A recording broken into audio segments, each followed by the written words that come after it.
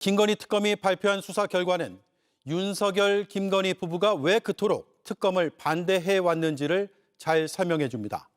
김 씨가 재판에 넘겨진 혐의는 9개에 달합니다. 검찰이 무혐의로 털어준 디올백 사건도 뒤집어졌습니다.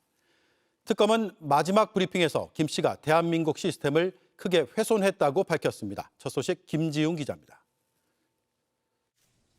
김건희 특검은 3대 특검 중 가장 많은 16개 수사 대상을 가지고 출범했습니다. 7월 2일 지나치거나 기울어지지 않겠다는 의지를 밝힌 특검은 수사 개시 한 달 만에 김건희 씨를 불러 조사했습니다.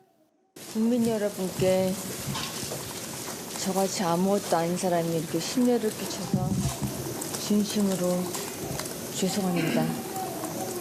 수사 잘 받고 나오겠습니다. 김 씨는 모든 혐의를 부인했지만 헌정사상 최초로 구속된 전직 대통령 부인이 됐습니다. 특검은 총 20명을 구속하고 66명을 재판에 넘겼습니다. 도이치모터스 주가 조작 사건과 디올 가방 사건을 마무리하였고 김건희가 고가의 명품과 그림 등 각종 금품을 수사한 사실을 새롭게 밝혔습니다. 재판에 넘겨진 김건희 사건은 9개입니다. 도이치모터스 주가 조작 사건, 명태균 공천 개입 사건, 통일교 금품 수수 사건은 이미 15년이 구형돼 1월 28일 선고를 앞두고 있습니다.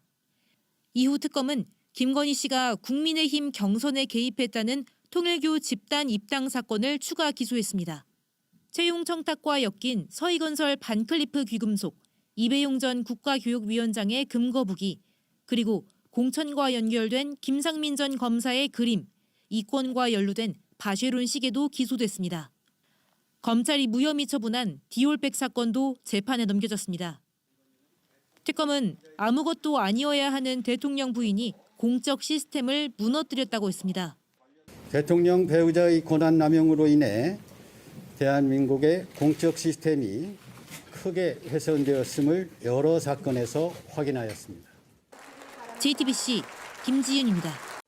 김건희 씨가 받은 각종 귀금속과 그림 등은 드러난 것만 3억 7천만 원어치입니다.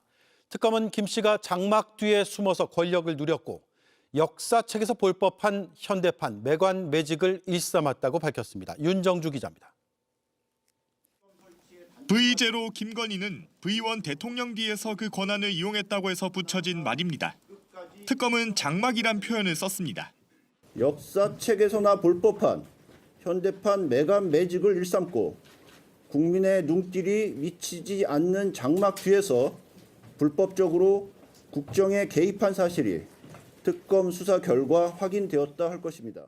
김건희 씨는 공직자 남편의 권한을 불법적으로 사용한 적이 없다고 했지만 특검의 결론은 달랐습니다. 공식적인 지위나 권한이 없는 김건희가 대통령의 버금가는 지위를 향유하였음을 다시 한번 명확히 하였습니다.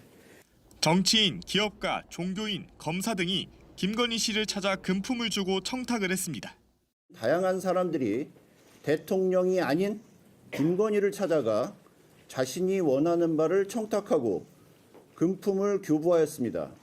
김건희에게 청탁한 그대로 실현되었습니다.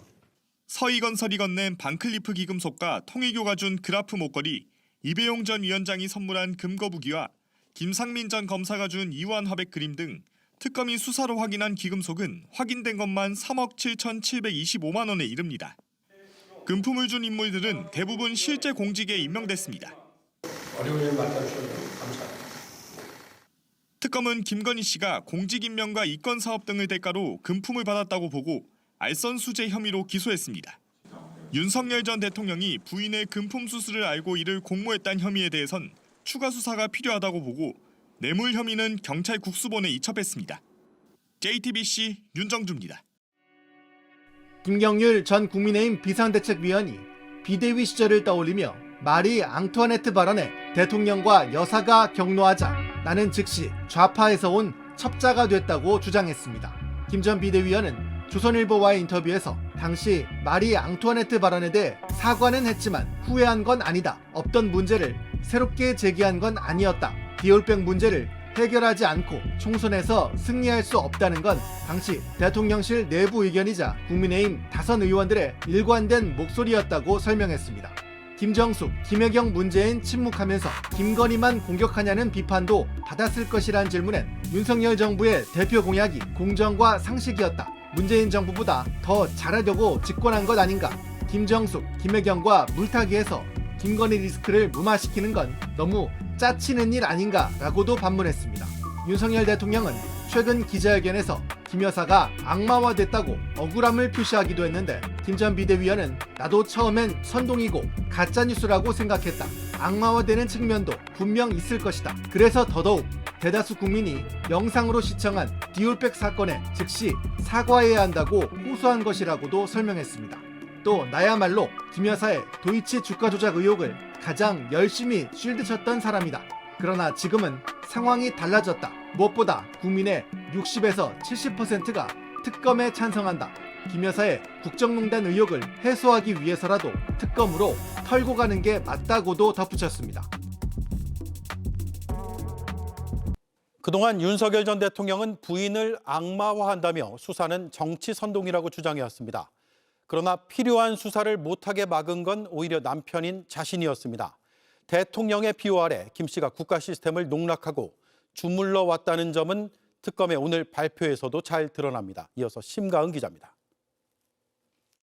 그리고 남편이 대통령이 되는 경우라도 아내의 역할에만 충실하겠습니다. 대선 전 김건희 씨는 조용한 내조를 하겠다며 대국민 사과에 나섰습니다. 하지만 남편이 대통령이 되자 그 말과 정반대로 움직였습니다. 김건희는 대통령 배우자의 신분을 이용해 고가의 금품을 쉽게 수수하고 각종 인사와 공천에도 폭넓게 개입하였습니다. 의혹이 커지면 거짓말로 일관했습니다. 도이치 주가 조작에 대해 모른다 진술했는데 결국 공모 사실이 드러났습니다. 다른 공범들이 모두 처벌되는 동안에도 법 밖에서 처벌을 피해왔던 김건희와 이준수의 공모 사실을 새로이 밝혀 나토 귀금속에 대해선 지인에게 빌렸다. 20여 년 전에 홍콩에서 어머니 선물로 산 것이다. 이렇게 주장하다 서희건설 회장이 자수서와 실물을 제출하면서 거짓말이 들통났습니다. 반클리프 앤 아펠 목걸이를 교부한 사실을 인정하는 취지의 자수서를 특검에 제출하였습니다. 통일교 샤넬 가방도 부인했지만 건진 법사가 실물을 제출하자 인정하고 사과했습니다. 김 씨가 직접 박성재 전 법무부 장관에게 자신을 향한 수사에 영향력을 행사하려 한 걸로 보이는 메시지도 나왔습니다. 그러면서도 남편의 권한만큼은 이용하지 않았다고 또 부인했지만 김건희 씨 수사를 막은 건 대통령의 힘이었습니다. 제 처를 많이 좀 악마화시킨 거는 있습니다. 근데 이거는 사법작용이 아니라 정치 선동이다 이 말입니다. 특검은 오늘 국가 시스템을 무너뜨리고도 대통령의 비호 아래 처벌받지 않았다고 했고 김건희 씨 범죄는 현존하는 법으로 다 잡아내기 힘들다고 했습니다. 대통령 배우자의 헌법 질서 파괴 행위를 전혀 예측하지 못한 기존 법률의 한계로 합당한 처벌에 크게 부족함이 있음을 안타깝게 생각합니다. JTBC 심가은입니다.